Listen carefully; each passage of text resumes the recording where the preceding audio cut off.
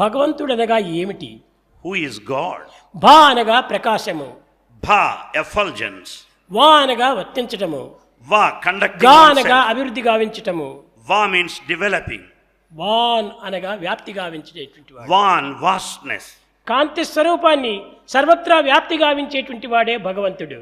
God spreads his brilliance, effulgence all over. అతనికి ఎట్టి రూపము లేదు. He has no specific form. ఆకాశమున కంటే అతి సూక్ష్మమై ఉండు, He is subtler than space, అణువు కంటేను చాలా అణువుగా మారు. smaller than an atom. ఇలాంటి భగవంతునకు ఎట్టి రూపాన్ని నిర్మించగలరు? What form can you decide for God? నీ ఆత్మనే నీ యొక్క స్వరూపంగా కనిపిస్తూ ఉండాలి.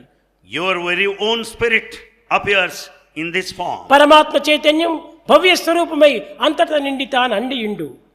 The consciousness of the divinity, it dwells in everyone and appears in a cosmic బ్రహ్మలో form. మీరు, మీలోన బ్రహ్మం ఉండే. God is in you and you are in God.